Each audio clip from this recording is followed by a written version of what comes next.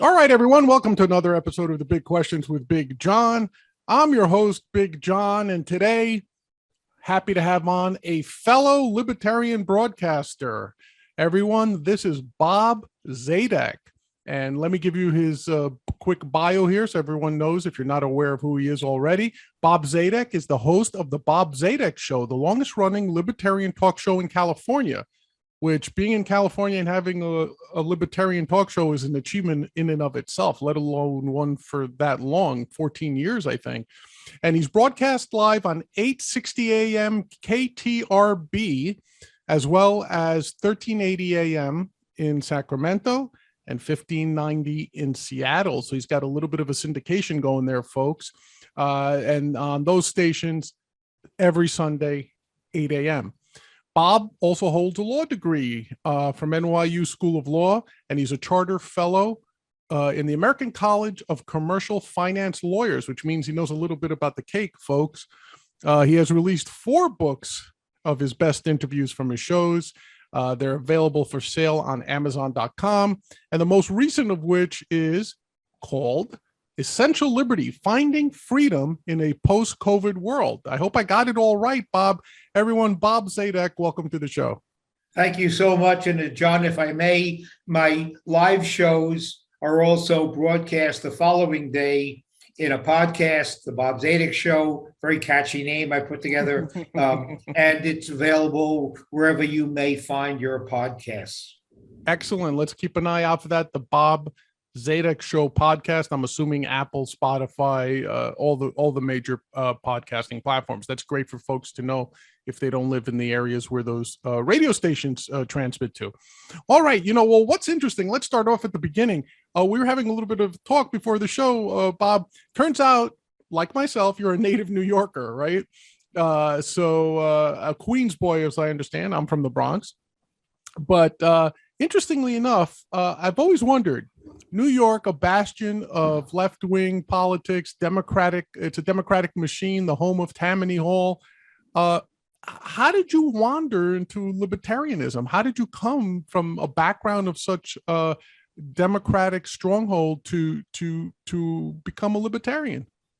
I thought you'd never ask, John. And by the way, I am a New Yorker. I'm a New Yorker who, by a weird twist of fate, found myself living in an equally blue state of California, another high tax state. But Right. To answer your question, I'm now going to get a tad personal. Apologies to the audience if they're sensitive, but I was 17 working as a busboy in what was then called the Catskill Mountains, which was the fantasy of every high school kid in New York City, Right. to get away from home and work as a busboy in the mountains where there were grown-up women. And I was there ridiculously inexperienced about girls. That's what women were before they were women. They were girls. Right. They were girls. And I was remarkably inexperienced. The waiter that I worked for, whose name was Noel, was my age, but could have been my father. He knew all about girls. And we were the same age. He took me under his wing. And I was about to go to college. And he said, the way to make it with girls is you have to get them to think that you're deep. And he said, the shortcut way to appear deep when you're really shallow is there's 2 books. You have a choice. Read one or the other of these 2 books. Okay. And you will appear to be deep. The books are the Kama Sutra or the Fountainhead. Okay. And I thanked Noel, and the Kama Sutra was 86 pages. The Fountainhead was 800. I opted for the Kama Sutra. Right. I could not begin to accomplish any of the positions in the Kama Sutra. Okay. So I figured, okay, I'm going to end up in traction if I Right. use the Kama Sutra. So I better use the fallback, which is the Fountainhead. I read the Fountainhead, and the Fountainhead got into my head. And Ayn Rand was planted there and sat there dormant for about a third of my life until she awoke in my brain and I found myself, she was talking to me, and there I was, a libertarian for the rest of my life. So I had to disclose my ugly secrets of my childhood, but I answered your question honestly. Yeah, no, and I appreciate that. And like most men of that era and my era, Bob, you did everything for women, to be able to get yourself a good woman, right? A lot of men are motivated. You know, there's a theory that everything men do is motivated by the pursuit of women and the acquiring of women, acquisition of women, I should say. But it's interesting. You mentioned the fountainhead, Ayn Rand. Now, what about Ayn Rand's writings did you appreciate? Was it the economic views? Was it the individualistic views? Was it the objectivism, which was her philosophy, not to be confused with her economic theories? Or did the whole package just appeal to you? It really was a reaffirmation of something which I thought I knew, but I didn't speak it a lot and thought maybe I was wrong, which was it was okay to be motivated by what's best for oneself, so long as in the course of seeking that, you didn't do harm to others. But it was okay. It was okay to be ambitious. It was okay not to want to just give away what you have. Not that you should be self-centered, although she would say altruism is a terrible concept. Right. But it in effect, for me, it gave me permission to be the way I would have been without reading her, but I would have suppressed it because it maybe I was an outlier. So I found at least one other human being sort of agreed with my worldview, and I felt totally comfortable. Also, it was her embracing a meritocracy. I find myself always driven by meritocracy. I remember even playing softball or touch football on cement in the schoolyard. Remember schoolyards? Oh, absolutely. Well, in the schoolyard. And I remember choosing up sides. And it struck me that the more popular guys were chosen first, even though they didn't want to win as much as I did. They weren't trying as hard to win as much as I was. And I felt that on the pure merits, I should have been chosen, but I was a loser. So I didn't get chosen. I was a loser in terms of your social circle. Social skill. Thank you. Yeah. Thank you for making me save myself from being having the wrong impression. So there it was. She rewarded merit, and I would say that drives my life. People should get what they deserve and what they have earned. So the whole thing, and once I say that, it captures everything. Right. And I felt at home. And it just worked for me. No, that's great. I love the way you kind of came to that because, you know, that's one of the questions I love asking fellow libertarians. That and the other big question which is, what kind of libertarian are you? Because as we all know, Bob, you get 10 libertarians in a room, you'll have all 10 of them arguing that the other 9 are not real libertarians, right? Like quote unquote. But it's fun. I always love asking the question about how you came to embrace libertarianism, simply because I'm fascinated by how people came to it, their personal journey. For example, even though I grew up in New York in the Bronx, and I love hearing your stories, by the way, touch football on the cement, probably played stickball in the streets, right, Bob? And maybe even scullies. Did you ever play scullies in the street? I didn't. I played stickball, and I aspired to hit the ball, the Spalding, at least 2 sewers. Sewers were a unit of measurement. Yes. They weren't the place where you put dirty water. Nope. It was a precise unit of measurement. Yes, as sacred as 90 feet is in baseball. You're absolutely right about that. But just to get to my point, like, for example, I came to libertarianism through a detour of conservatism as a young man. So I'd say through my teen years, I would have considered myself a conservative, like a Goldwater type of conservative, which is already sort of on the cusp of becoming a libertarian if you were a Goldwater conservative. And the thing that pushed it over for me was the lack of respect conservatives had for free speech back then. I'm talking about the 70s and the 80s, where they want to control things like pornography or foul language in movies, or silence certain comedians like Richard Pryor or George Carlin.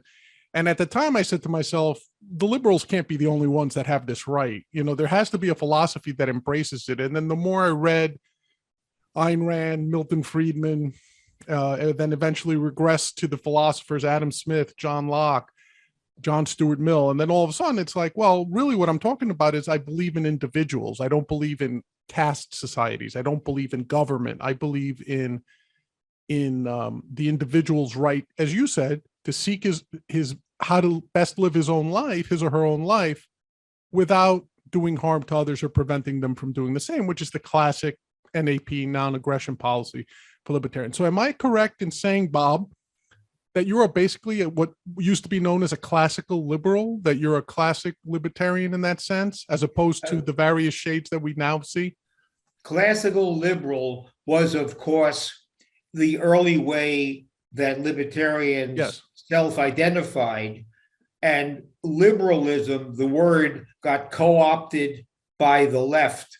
Yes. And therefore, to identify just as a confusing label. So libertarians, who were then classical liberals, found they couldn't really help others understand what their belief system was. So the word or the label evolved after being co-opted by the left. It evolved to libertarianism. And thus we have the Libertarian Party, which is a whole other topic. And we have you and I being classical liberals. You and I, in talking together, we can say classical liberals, and I don't think you must mean you vote for Pelosi. Right. You can use that word with me. Right. But in other society, people might not know exactly what your belief system was. You're right. And I agree. Labels have to evolve as the times change and as understandings of those labels change. But for example, when you talk to libertarians, all of a sudden they start carving themselves into subgroups, right? You have the minarchists, you have the agorists, anarcho-capitalists like Walter Block, right? Anarcho-capitalists. Then you have just people who prefer volunteerism. You have people who prefer capitalism, good old capitalism, but the pure sense of capitalism, not crony capitalism. And then you have the anarchists who look up their nose on all libertarians, right? Because they're not embracing the full rejection of government.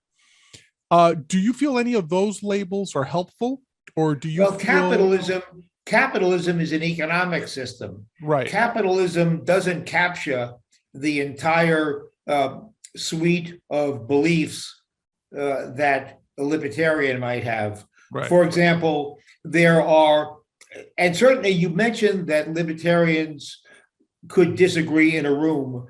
That's partly because certain areas, and I can identify two by way of example, there are certain very important topics where libertarianism itself does not attempt to supply the, if you will, right answer. The two that are wonderful examples are abortion and the death penalty. Now, libertarians could disagree on the death penalty. Do no harm to others. No one has any right to deprive somebody else of their life, even if they committed a crime. That's either libertarian or not libertarian. And the same with state's duty is to protect person and property. And if one of those tools is the death penalty, to be used appropriately. So there can be disagreement. Right. Similarly, and we've seen it in the post-Dobbs decision of repealing or reversing, didn't repeal it, it's not a statute, reversing Roe versus Wade, we see that libertarians don't agree. The Cato Institute, which is maybe the premier, certainly a leading think tank in Washington, Right. felt it appropriate to publish Cato's view on abortion only to help libertarians who may have been struggling. Wait a minute, am I not pure in how I feel about abortion? And a wonderful piece was written by, if I recall, Clark Neely and I think Ilya Soman. I don't recall, Clark Neely and somebody else, Right. about a libertarian's view of abortion. I mentioned that only to show that, yes, of course, libertarians can, within the range of libertarianism, disagree in the margins. But the core policy, as you said, non-aggression, and basically, I want nothing more, or everything I want for myself, I must be willing to grant to you. Yes. Sort of the golden rule, believe it or not, is core libertarianism.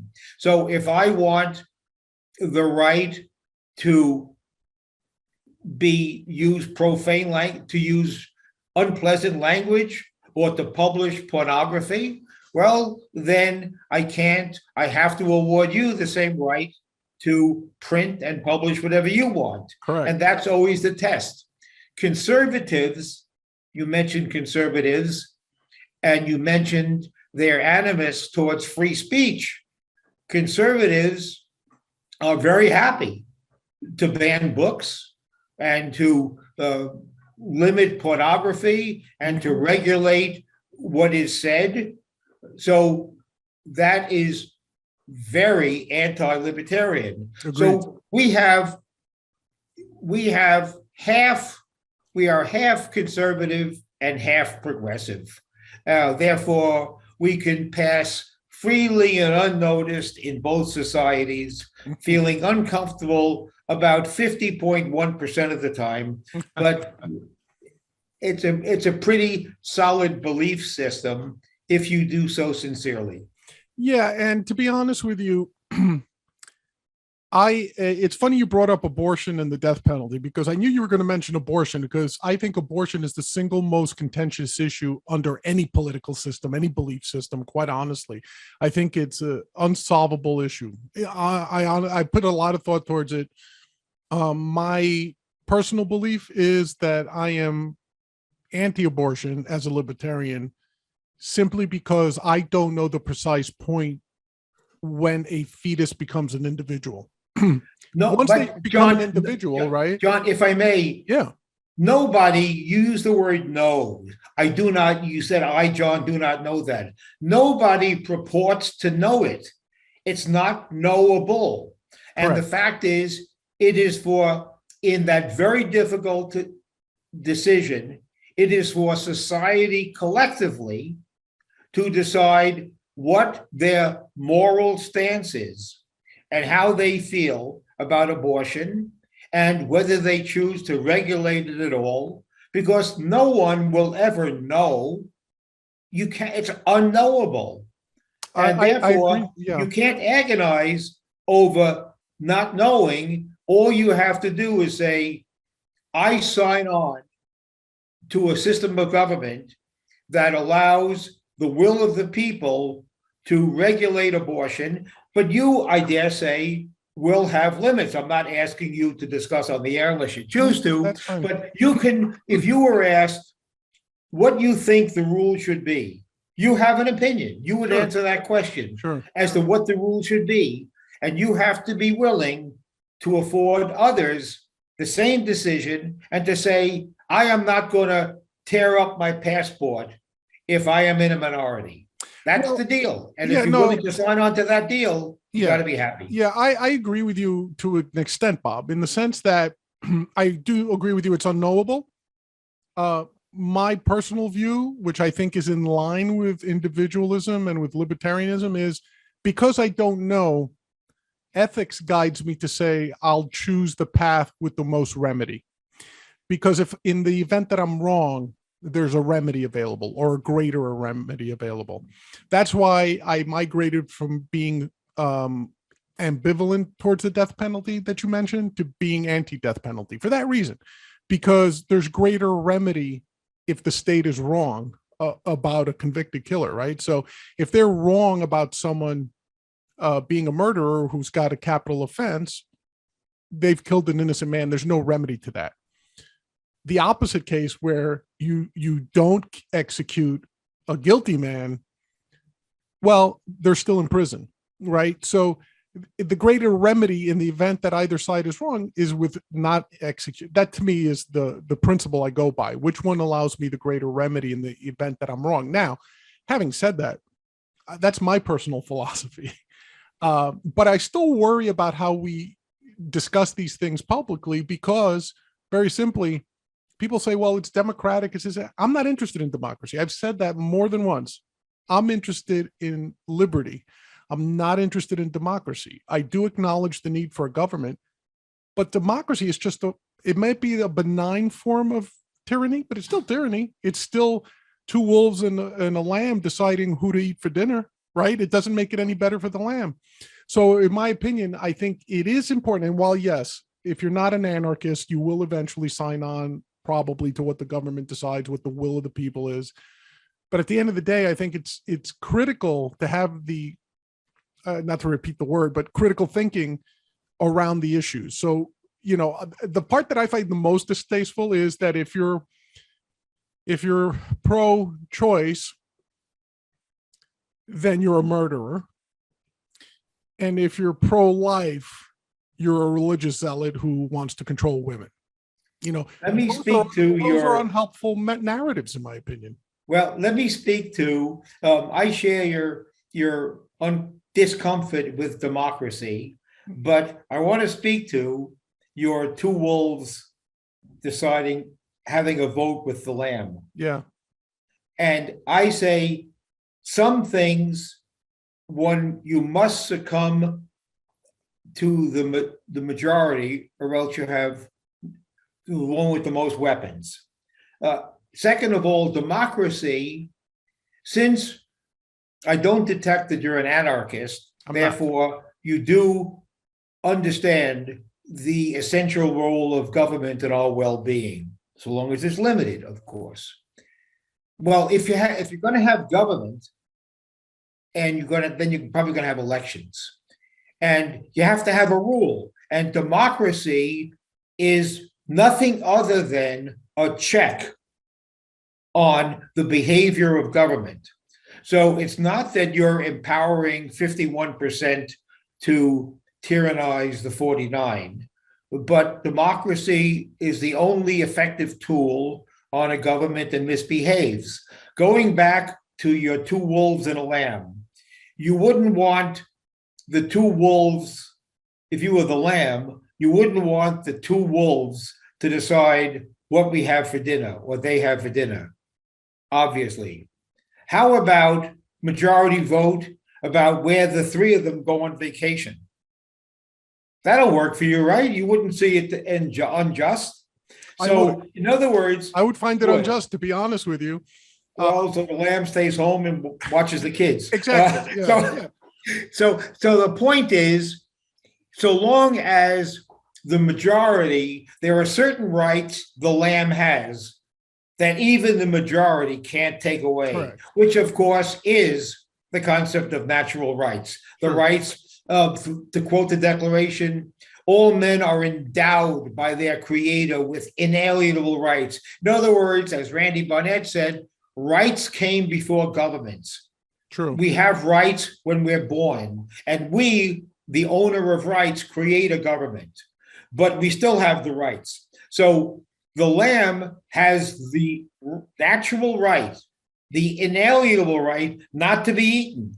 Correct. Now majority rule is less drastic, because the lamb says, okay, the wolves, you can pick where we live, but you can't pick what you have for dinner. That's over. So I can make democracy work. I'm just using your metaphor. Sure, I appreciate that. And comparing it. No, this is a great conversation, because I guess it's when I have a discussion with you or with a fellow libertarian, we can come to that understanding of democracy as just a mechanism for the execution of a government that enforces negative rights only, so to speak. And I hate the term negative rights, but that's how most people describe them. So that's the term I use. And that's why I'm not an anarchist, by the way, because I recognize the need for the peaceful resolution of disputes. That's why we need a court system and somebody to manage the court system, a police force to ensure that I don't bash you over the head with a bat just because I feel like it, and to protect us from other societies that don't share our view of individualism. So I understand that we need a government. I just, to your point, maybe that's because I'm a minarchist, if that's the other sort of slice of libertarianism you want to use, a government that only enforces negative rights. So, for example, redistribution of wealth, out. Conscription, military conscription, out. Taxation, for the most part, out. Anything like that, most regulation. And I'm against all that stuff because I think on some level, it's an effort to curb your individuality. So I agree with you. We all have natural rights way before government doesn't give us rights. They should only protect our rights. So to that extent, I would agree with you that out of all the systems used to implement the government, a republic or a democracy probably is the one that's worked the best thus far. But I take issue with people who think the mechanism is the government itself, meaning that, hey, that 51% gets to decide what we all do. And no, it's not. There's a mechanism to say, okay, we voted in people we feel represent us or don't represent us, but the act of democracy itself is not a foundational form of government or a philosophy for government.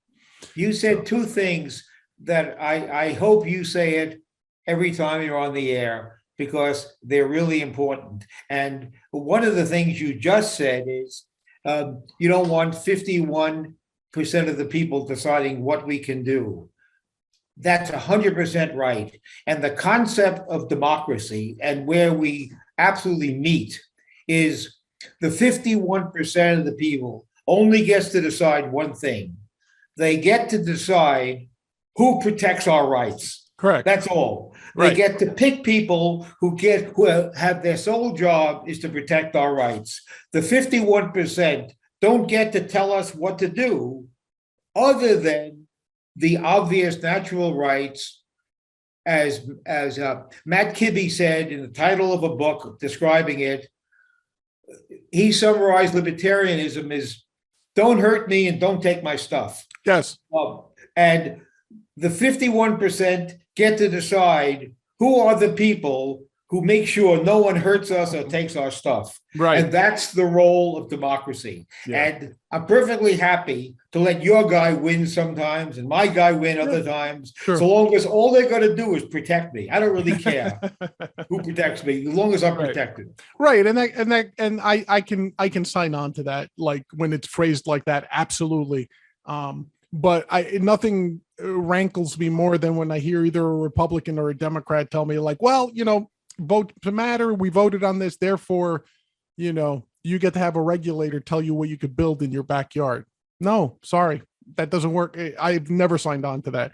So I'm glad we could come to that understanding at least. And you mentioned also earlier another phrase is that I get the feeling you mentioned it early in many of your shows, which is you made passing reference to income redistribution as high on the list of stuff you have no place for in your system. And of course, you're right.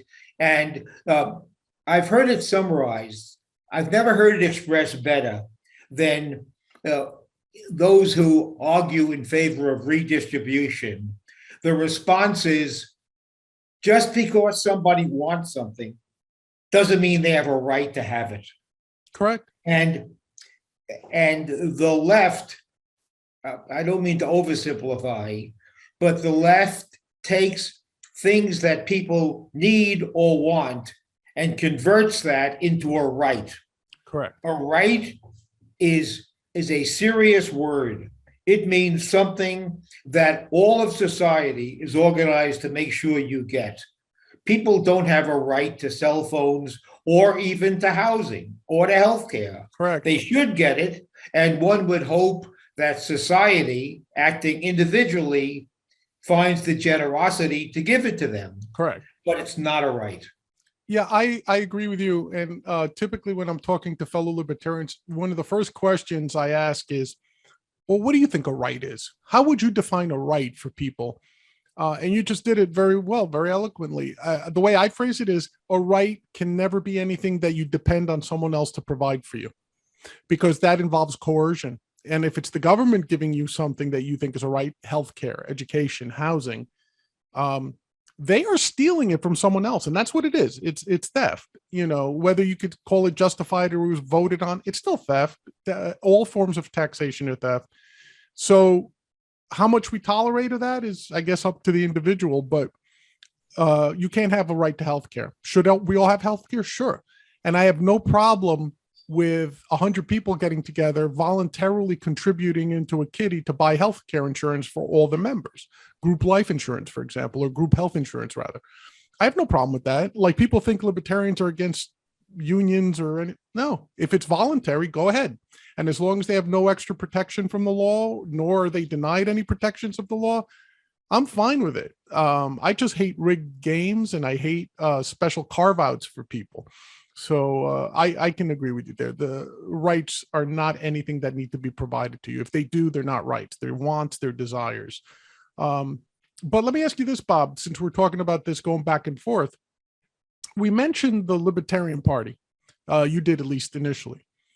I've had this great debate with friends of mine, both in and out of the Libertarian Party, the National Libertarian Party, the political wing, and also just the people who are more like me, more the for lack of a better term, philosophical libertarians. What do you feel the role of the Libertarian Party is and should be in the United States? Meaning, should their role be one of influence, where they're trying to pull the major parties away from their statism as much as possible? Or should their goal be, let's win elections? Because the other meme I like, libertarians are diligently plotting to take over the world and leave you the hell alone. Right? Is that what the Libertarian Party should be doing, in your opinion?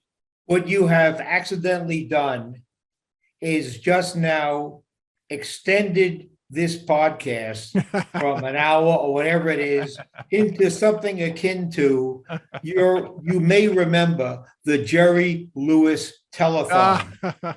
And if you really sincerely want me to answer that, you better commandeer everything, because it's going to be a 24-hour monologue, as if I'm doing a filibuster. Mr. Smith goes to Washington. Okay, so why do we? And the reason I say that, yeah, go ahead. is it starts with the fact that, and this is going to be a semi-unsatisfactory answer, but you're stuck with it. Number one, the founders abhorred and feared, and I'll add appropriately, political parties, which they used, in the words of the 1770s, factions. They feared factions because it's something other than a bunch of individuals acting individually. So they knew, without really experiencing political parties, factions, they just in their gut knew it was bad. We have a system where political parties are profoundly important, and they become profoundly important because political parties have done what any other segment of society, if they would do it, they'd be in prison. They have established a monopoly. In many ways, libertarians, you get calls, I'm sure I do, from the Libertarian Party asking me to send money to the Libertarian Party of Arkansas so they can get on the ballot. Right. Because it costs a fortune. In other words, the two major parties have established a governmentally protected monopoly. Correct. Nobody has access. Let's take the presidential debates on the networks. The parties make the rules who gets to be on the debate. Correct. And they don't want competition.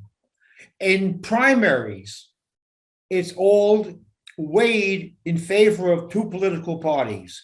So we have in this country laws that if the manufacturer of breakfast cereal would attempt to use the very same laws to monopolize their market as the Republicans and the Democrats do, they would be in prison. Yeah, they get hit So with in other words, Act. our country Yeah. allows a monopoly of ideas, but not a monopoly of breakfast cereal. Right. How dumb is that? You're right. We devalue ideas. So given that, what a waste of energy to talk about a third party. I have done so many shows where I listened with envy of guests from Canada and the UK who talk about the parliamentary system, right, with coalitions where minority parties have serious power. Right. They at least have a seat at the table. Right. So, right. As I said, by asking me a very straightforward question, we have to go back and talk about parliamentary systems. We have to talk about government endorsed monopoly of ideas. Sure. Libertarians as a party, it makes no sense. It will right. never get more than 1% of the vote. It's a waste of money. On the other hand, movements to capture portions of the other two parties, as happens from time to time with the right ideas, makes sense. So I say, if you sell our ideas, you make progress. Look at, for example, what's happening with sanctuary cities. Look what's happening with drug policy. The states are adopting a libertarian drug policy. Yes. Not conservative and not progressive. It's libertarian. Right. The same with gay marriage. This and on and on and on. So if you count the issue, if you pick an issue, we have lots of successes. If you say it's a libertarian idea, no one votes for it. Yeah. So I say the label libertarian is a curse. Just get the job done on the policy matters, but don't call it libertarian, because people will think you're a libertine or something like that. You're a liberal. I get that a lot, but that's right. I tend to agree with you because when I have these discussions with the folks who are LP folks, the biggest issue I run into tends to be that they're willing to compromise their ideals to win an election. So when you get to that point, I always say, then what's the difference? Then you might as well join one of the other two parties.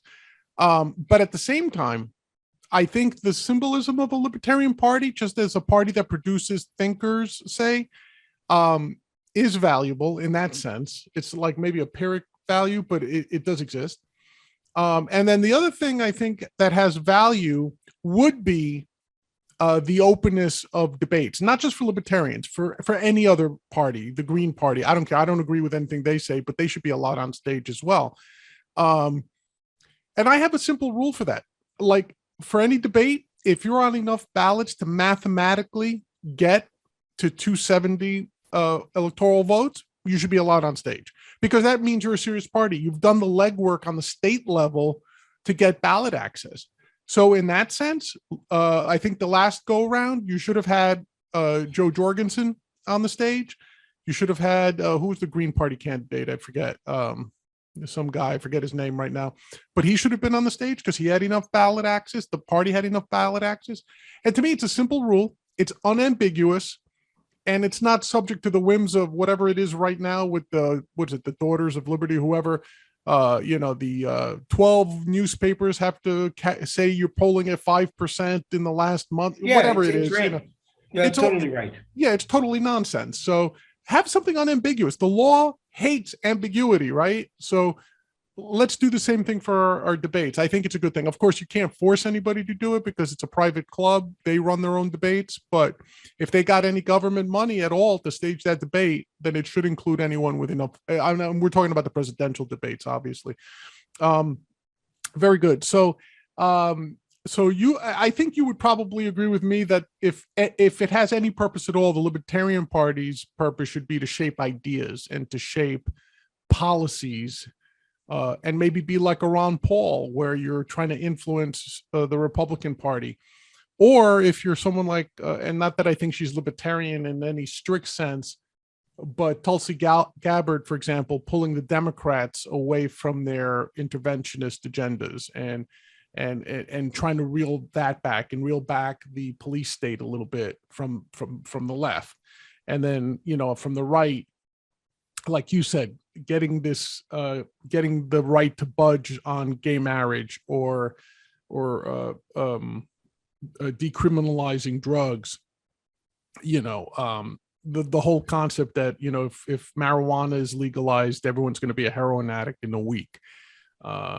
Shows I say, see, we're talking about tactics.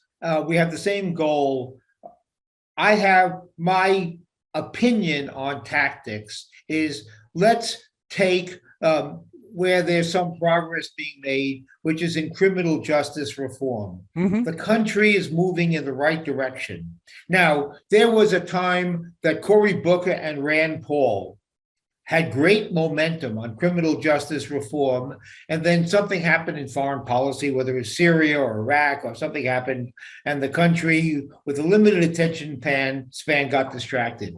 But the fact is, if you call that a libertarian idea, people would say, I'll just, no, I'm not that interested.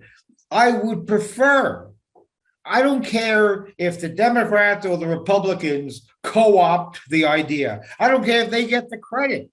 I'm perfectly happy to give anybody credit who wants it, so long as we get criminal justice reform, so long as we decriminalize drug use and don't legislate opioid prescriptions and things like that. To me, if we're talking about tactics, first of all, in my view, tactics, who cares, as long as you get a result. But I just feel as a tactic, the Libertarian Party has been so marginalized.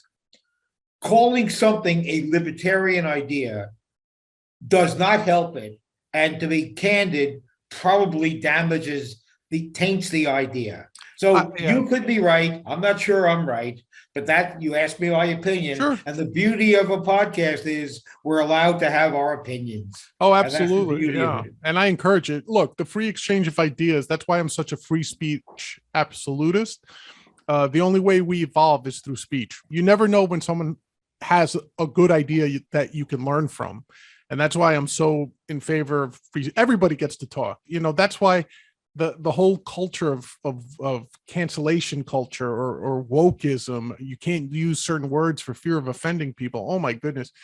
That might be the single most damaging thing this nation is currently embarked on, which is the censorship, and not necessarily by government. We're doing it to ourselves. We've become our own big brother in that sense, that, you can't say certain words or else you'll get doxxed or fired or whatever.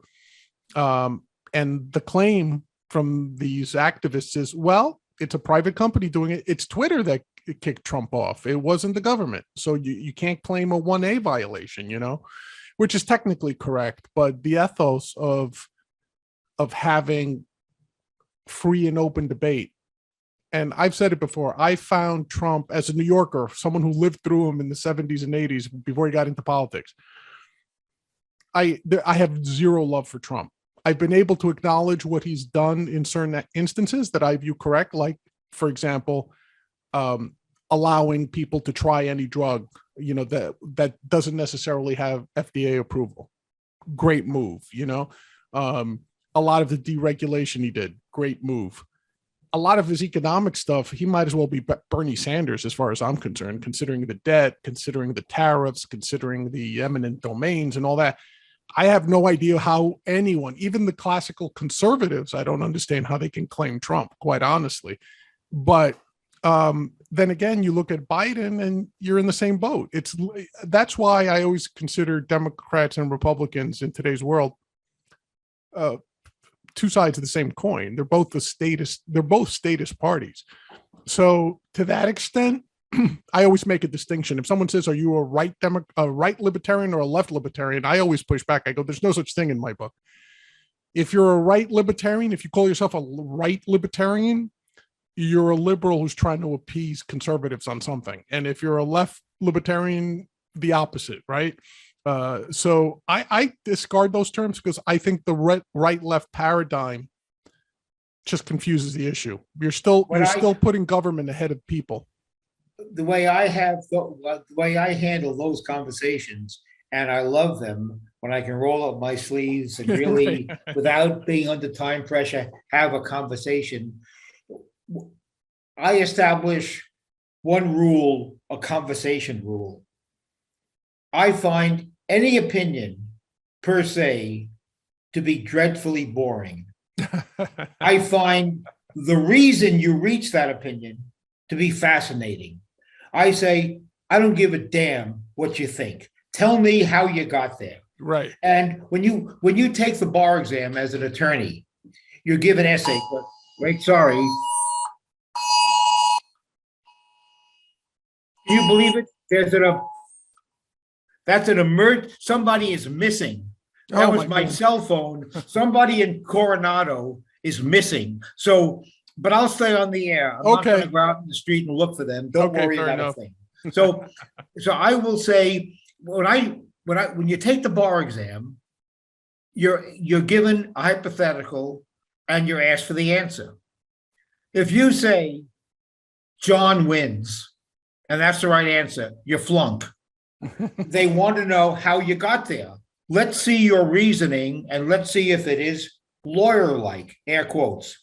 So, John, when you tell me your opinion, and there's countless issues, you tell me your opinion, I don't care. Tell me how you got there. We're going to be talking for 8 hours. Oh, sure. And so I have found that when I pick an issue, no matter who, left or right, rent control, minimum wage, occupational licensing, immigration, never mind we have too many Hispanics or not enough, never mind that. Let's talk about the reasoning. That's juicy stuff if the person you're talking to has a brain. If they just say, well, I read it, I heard it in CNN. Okay, next topic, boring. But if they got there through reasoning and they let me into their brain, I don't want to let them go home. It's too much fun. Sure. So never mind what you think, it's how you get there. So therefore, when you talk about a left libertarian or a right libertarian or a Democrat, never mind that. How do you feel about immigration? Sure. How do you feel about foreign policy? Should they be a member of NATO? All that stuff. I don't care what your label is. Tell me how you feel about NATO, and we can have fun for 8 hours.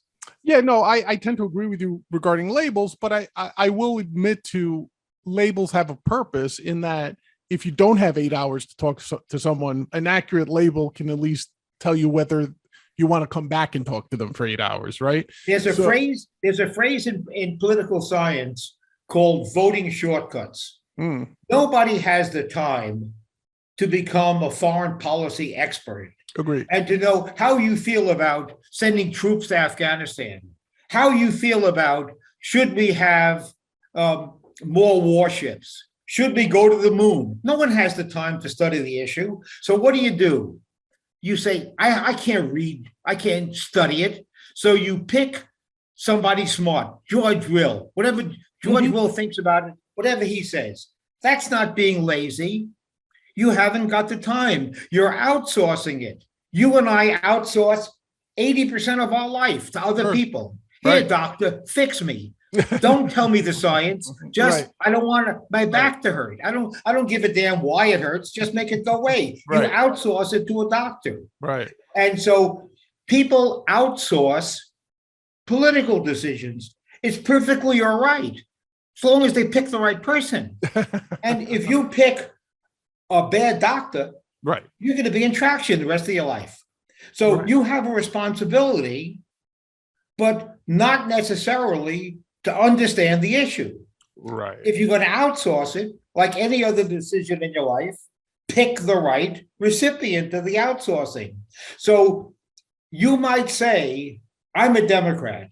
Well, that's okay. You might not know what Democrats think, but you might Right. say, I followed Nancy Pelosi and I seem to agree with her. So therefore, I'm outsourcing it and I'm a Democrat. That's okay. It's no fun because you don't get to use your brain.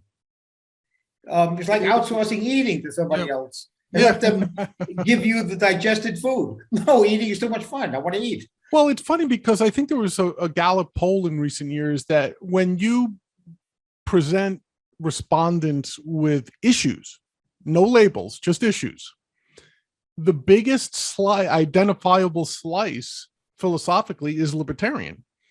The greatest slice of people in the United States, in terms of when you ask them questions like, what do you feel about abortion, immigration, the death penalty, regulation, economics, whatever, right? If you break it down like that, something like 27-28% of the country is clearly libertarian. That they have a very traditionally American, but they don't know it. but they don't know it. That was going to be my point. They don't know it. And if when the pollsters would tell them, well, you identify actually as a libertarian, then they say, I just changed my mind. Yeah, they're like, no, I'm a Republican, or no, I'm a Democrat, right? You just like, proved my point. Yes. That the labels are, the libertarian label is a toxic label. It makes people change their mind. So they're not libertarians. I don't do that. I say, never mind the label, pick an item, let's talk about it, and let's see if we agree. Yeah.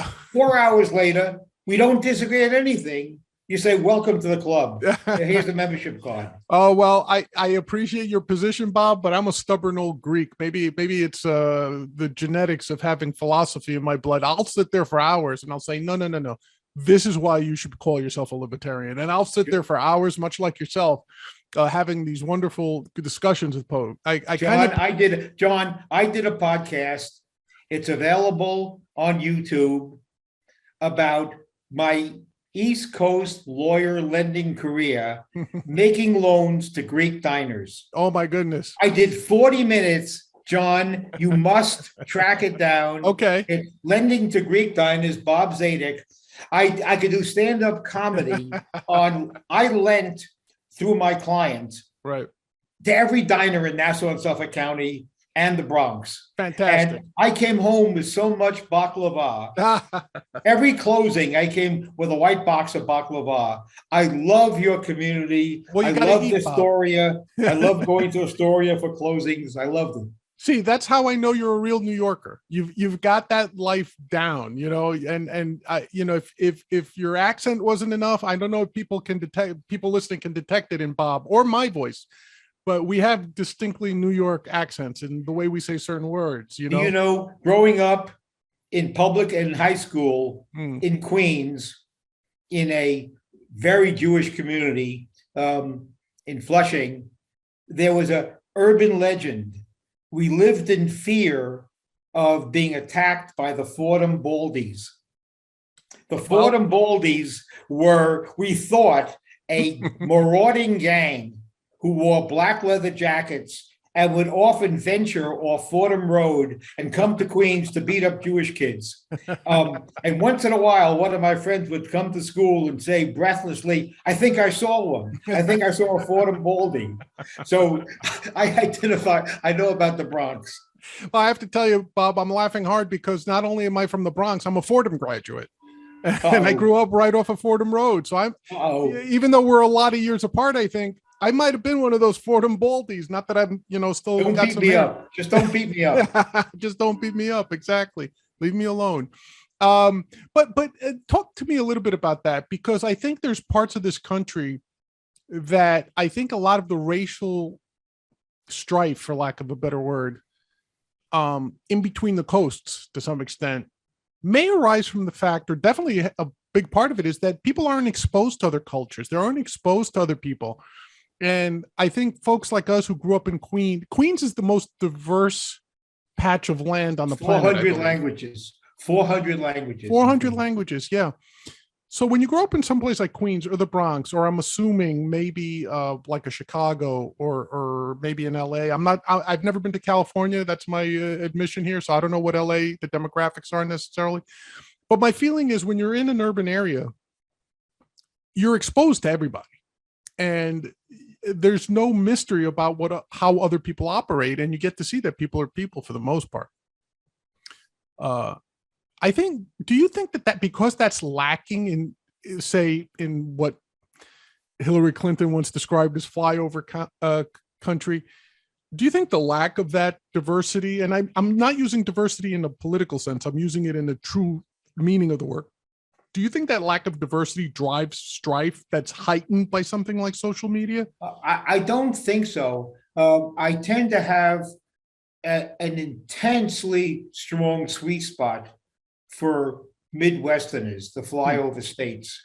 I have only lived on the coast, but I do business around the country, and I'm a lender.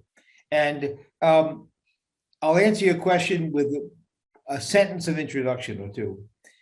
When anybody is a lender, I lend money to businesses. Every lender makes lending rules, which you say, here's my rules. And why do you make a rule? Because you did something and you lost money. And you say, never again, I'm not stupid. Right. So one of my lending rules, because of my great affection for the Midwest, is I have a lending rule. I don't lend money to a borrower if the president of the company can see an ocean from his window. They don't get my money. I love Midwesterners. Gotcha. I just love the mentality. I love eating at Bob's Big Boy. I love it. So I have great affection for the Midwest and respect for the values. I think that the fact that it is more homogeneous is simply a fact of immigration. Sure. And that is to say that immigrants naturally started to live where they landed. And then the next generation goes where their family is. And it's that. And there was one story that I heard recently, and there's a uptown, and upstate New York is more like the Midwest. Sure. It's blue collar. And I think the city I'm talking about is Utica, New York. I went to school in Syracuse, and Utica is on the Erie Canal, and the thruway. And Utica was a dying city. And it started to embrace and invite immigrants to come here. And they had a system where they underwrote housing, helped them get jobs. And third world countries, it was dominated by one or a few countries, and I forgot where, and it really doesn't matter for my story. But these immigrants who come into exactly the kind of community you described, upstate New York, but still kind of Rust Belt in its economic structure. The old days of General Electric and Carrier, air conditioning, all gone. And this city is taking off and embracing each other. And the fact is, what I believe, and I am, in a way, I have to give a warning. I am so profoundly optimistic always. So everything I say is, I'm going to live forever. So is everybody else. That's what I think. And I say it is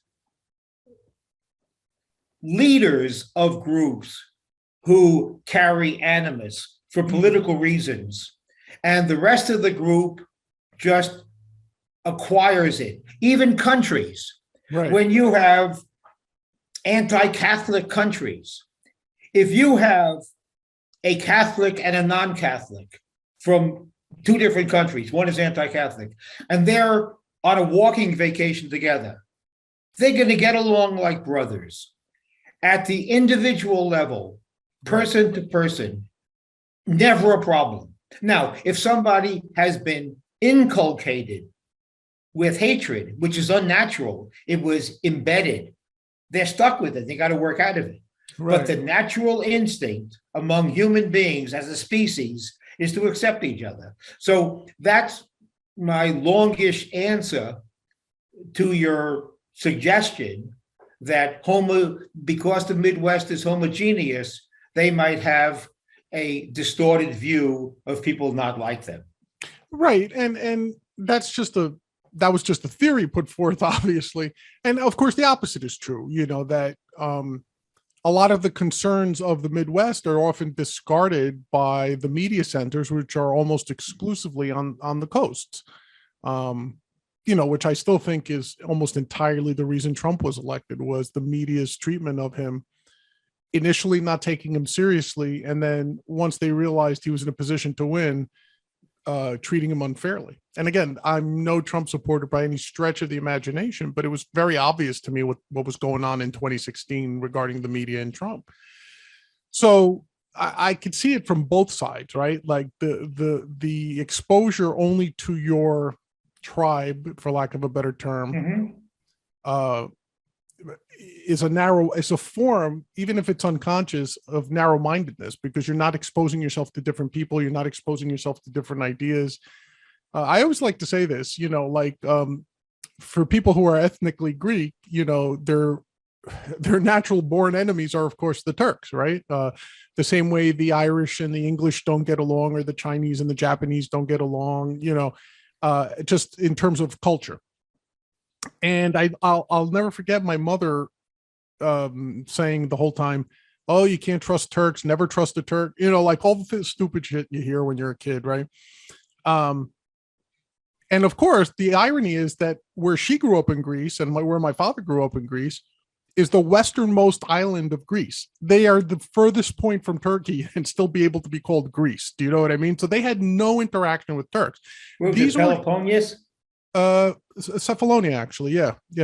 They're closer to Sicily than anywhere else. The irony is, if you go to the island, there's more Italian structures from the conquering Italian soldiers than anything even remotely Ottoman on that island.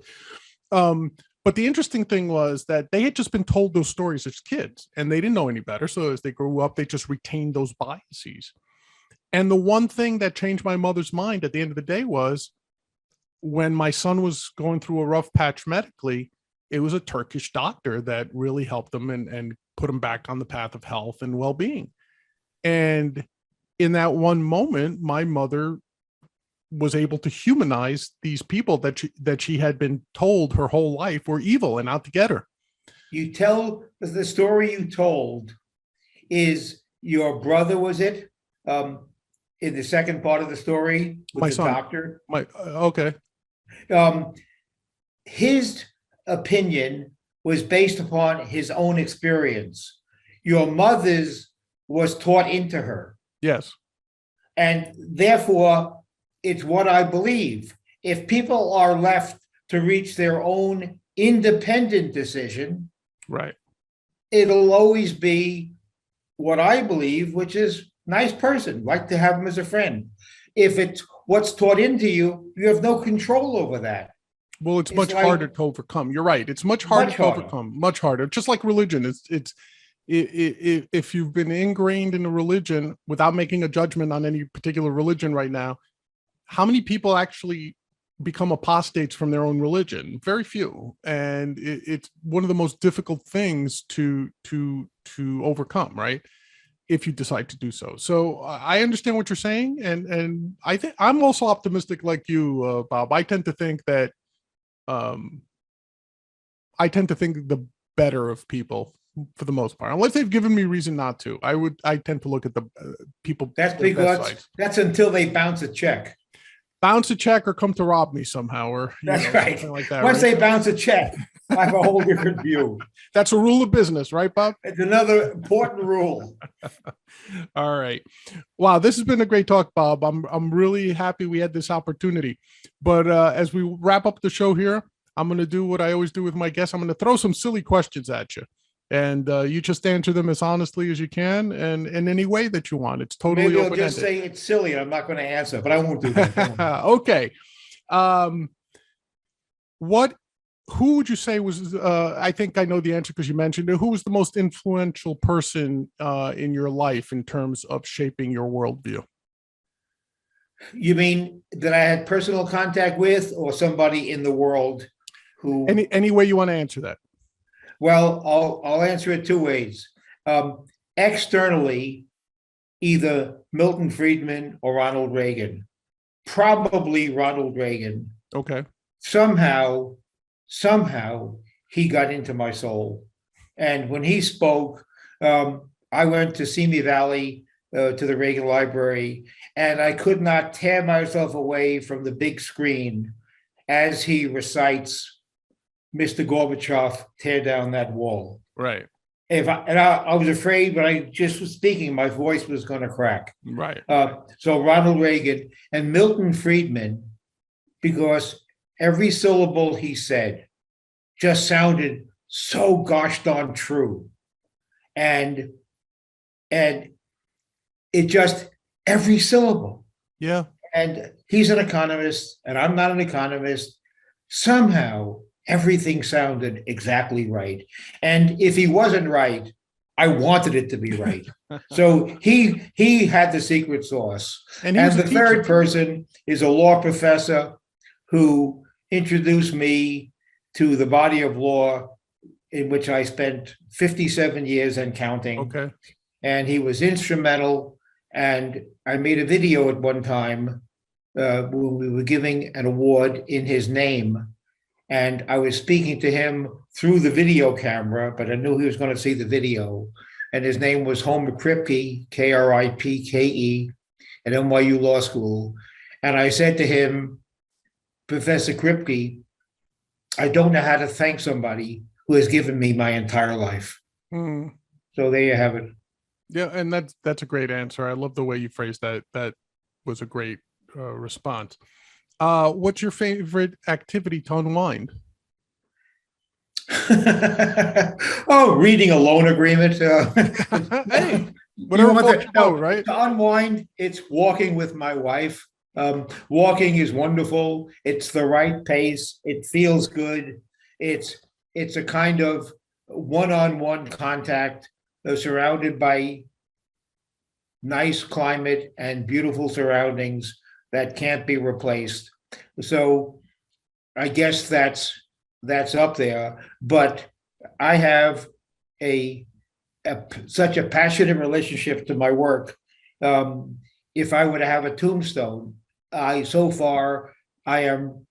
I've been immortal all my life, and I intend to remain immortal for a good long time. But if I were to have a tombstone, it would remind people, just because you get paid to do it shouldn't ruin it. There you go. Great little saying there. I love it. All right, finish the sentence for me. The best bagel in the country is from Zabar's or Russ and Daughters. I get them delivered once a month. The Federal Express alone is $90. It doesn't stop me one tiny bit. It's Zabar's always. That's how I know you're a true New Yorker, right? But don't ask me which Ray's pizza is the best, because I have no way to answer that question. Yeah, that's a shell game, you know. I know. Bob, it was fantastic talking to you. Hopefully you enjoyed your time here, and you'll be willing to do this again sometime in the future. How about tomorrow? Maybe not tomorrow, but definitely. I enjoyed our conversation. The test of how much you love me, that's all. Yeah, exactly. But seriously, I think if you don't mind me saying, I think I've made a friend here today. I think we have very similar views, world views and philosophical views, and where we don't, I think we can have very reasoned. I'll tell you where we don't. Conversations. Yankees versus the Brooklyn Dodgers. Oh, well, I'm not a Yankee fan. Well, maybe I was wrong. Yeah. Brooklyn Dodgers. I still know the lineup from 1954 by heart. Oh, go ahead. Rattle it off for me. Rattle it off for me then. Show off. Junior Gilliam, Pee Wee Reese, Duke Snyder, Gil Hodges, Carl Furillo, Gene Hermansky, Jackie Robbins for a while. Of course, Roy Campanella. Carl Furillo was in right field. There are 27 different angles on the right field wall at Ebbets Stadium. Ebbets Field held 33,200 and something people on Flatbush Avenue. You want me to go on, or is that enough? No, you're a Brooklyn Dodger fan. Did I earn my creds? That's your cred. You've got your real creds. And I'll throw this out. I grew up a Mets fan because when I was young, we rented an apartment. One of those where the owner lives on the first floor and you rent out the top floors. And The landlady was a Giants fan, but a New York Giants fan. So when the Dodgers and Giants bolted for California, she decided to abstain from baseball until the Mets were formed because she recognized the logo being the Giants logo on the Mets cap. So she became a Mets fan. My parents didn't know anything about baseball, but she made sure I grew up a Mets fan. So it's a Mets fan for me. I gave up when them bums left Flatbush Avenue. I gave up baseball. I can imagine. Oh, so you didn't follow them out to LA? I did not. No. I didn't go to California until 1983. I then became a passionate New York football Giants fan during the Charlie Connolly, Wyatt Tittle, Frank Gifford era. I still watch once a year the greatest game ever played. The Colts of the Giants. It's not on Netflix, but you have to watch it on YouTube, which is kind of grainy, but it's still a fabulous 2-hour sports flick. Oh, you're talking about the 58 Baltimore Colts, New York Giants, Alan Amici in overtime, Johnny Unitas, greatest, other than Jim Thorpe, maybe to me, one of the greatest athletic Americans ever. Johnny Unitas is an idol of mine. One of the greatest field generals in football history, and a lot of people don't realize, wasn't he like a 19th round pick back when he was a walk-in? He was a walk-in. Oh, he was a walk-in. I thought he was like a 19th round pick. Do we have time for me to share a very a Johnny Unitas very short anecdote? Do we have time? Always have time for a Johnny U anecdote. In the greatest game ever played, it's sudden death overtime in the snow. Baltimore is on the Giant 9-yard line. Sudden death, any score wins. He could have called a field goal. In those days, quarterbacks called their own plays. Right. They were truly field generals. Johnny Unitas called a pass to Raymond Berry in the flat, a incredibly dangerous pass on the Giant 9-yard line. Interception means a touchdown the other way. Right. Unitas is hounded out of the world. He calls it, and it almost scored a touchdown, tackled on the one. The next play, Alan Amici scores, game over. In the locker room, a sportscaster, and Johnny Unitas, crew cut, high black cleats, walk-in. They asked him with a microphone hand right under his mouth, Johnny, that play you called, a pass in the flat on the 9-yard line, that was a pretty dangerous call. Weren't you afraid of being intercepted? And he said, John, and I get goosebumps every time I repeat it. You know what he said? No. He said, if you're good, you don't get intercepted. There you go. John, I wish I had that confidence in my life. We all do. John, that is somebody I would aspire to be. If you're good, you don't throw interceptions, with incredible confidence, as if, what a dumb question. Yeah, why bother asking me? That's right. And you know what? That's what all the greats have is that ability to block out the negative mentally. So it's a reason, just very quickly, why a lot of these super physically gifted athletes fail a lot of times. It's because they don't have it up here, whether it's confidence or putting in the mental practice to become the best. So Johnny U had that in spades. He wasn't all that physically gifted as some of the other, even his contemporaries. But I always thought the term field general was invented just for Johnny Unitas, because him and Bart Starr arguably could be the two greatest that I can remember in terms of running a team and running an offense. But Johnny U, wasn't he credited with the 2-minute offense, really? He invented it in that game. Yeah. The concept didn't exist until that game. Right. He had 2 minutes to get downfield. And I urge your sports-minded listeners to track down that YouTube and just to watch the last 2 minutes. Understand, it was the first game nationally televised in the history of the NFL. Right. It put the NFL on the map. Everything was riding on this game. He calls his own plays, goes down the length of the field in 2 minutes to go into overtime and to win. Yeah, it was fantastic. And if anybody says, where's the precise moment where football overtook baseball as the national pastime. It's 1958 in the championship game. That was the moment. Football. And there's a photograph of Alan Amici, the horse, Alan the horse Amici, going through the line off tackle. Yes. And the photograph is at the moment he crosses the goal line. You can see the blocks, you can see Amici. Yes. And there have been essays written about that photograph. It was a 17-year-old who became liked by all the sportscasters, and they let him on the field. And he happened to be standing in the exactly opposite Alan Amici. And he took the picture at the right time. He was like a high school kid. I did not know that. I did not know that. There's an entire story. I think he wrote a book just on the photograph. So amazing. For your sports-minded audience, yep, that's a lot of them. I'm not a big sports fan, as I told you. So that was an unaverage. I know I have a few sports anecdotes that I carry in my heart. All right, that's great. All right, Bob, thank you for this appearing on the show again. We will talk again, definitely. And until next time, when I have another wonderful, interesting guest to talk with, this is Big John. Peace out, everyone.